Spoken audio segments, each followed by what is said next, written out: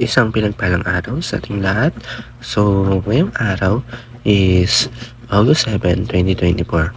So, ngayon is ipagpapatuloy lang natin yung ating nasimulang series ng ating devotion.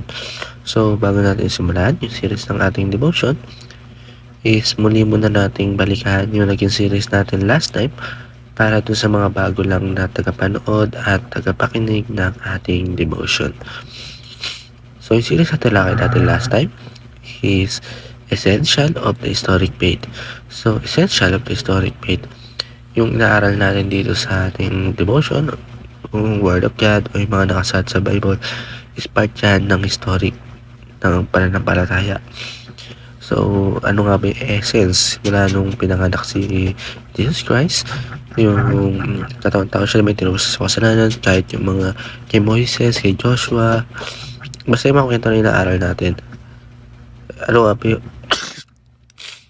Sorry po, ako po yung tinatrangkaso ngayon. Ano nga ba yung importante yun? So, yung series talakay natin yung araw is Anatomy of Sins and Temptation. So, anatomy, parang ayun yun yung hinihimay. For example na lang natin is yung sa kanyari sa bangus, isda. Hindi ba para makain natin yung isda is hinihimay natin ito mabuti kasi baka tayo matinik. So, ayun yung gaya nung hinihimay din natin yung mga kasalanan at yung temptation. Ano nga ba yung pinagmulan? Ano nga ba yung pinagmulan ng kasalanan or dapat nating iwasan para hindi natin ito magawa. More on sins tong and temptation yung ating di-discuss para sa ating series na talakay natin yung araw. So, yun po yung series na talakay natin yung araw. So, yung Bible verse talakay natin yung araw is Mark chapter 7 verse 14 to 23.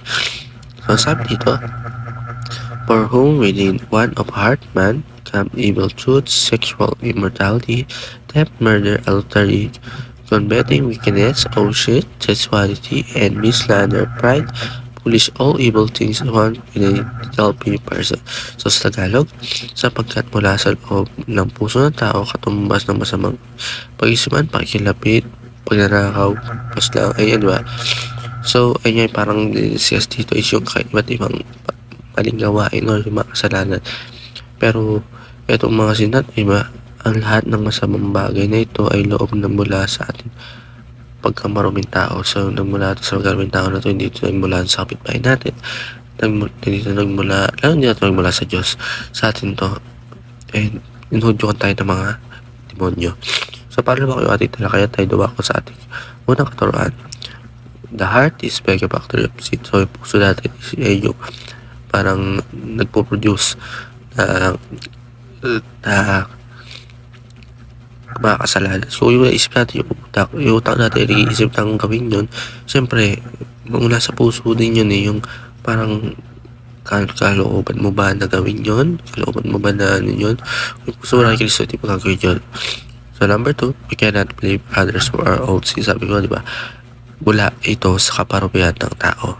So, kaparumihan natin, hindi naman porket, kaya nakita mo sa kapitbahay mo, nakita mo sa iba, sa kaibigan mo na, kunyari, nagnao siya, kagaya mo, diba, hindi mo natin gagayahin yun, nagmula to sa atin, kaya huwag natin itong blame sa iba. And sa last, nating teaching, God holds responsible for our own sin. So, pag nagkaroon tayo sa kailangan, panitigan natin, yung panilisi tayo ng iba, mali yun dahil tayo nagmula ito. Sa ating application, do not let seeds of germinate, take root, and grow. So, huwag natin hayaan na may makita tayo, gagayahin natin yung para magtanim na tayo sa puso, sa tatawan natin ng mga kasalanan na lagi natin gagawin. And kill sin before kills you. So, marami iba't ibang sins. Kaya, iwasan natin gumawa nito bago tayo ang mapahamak.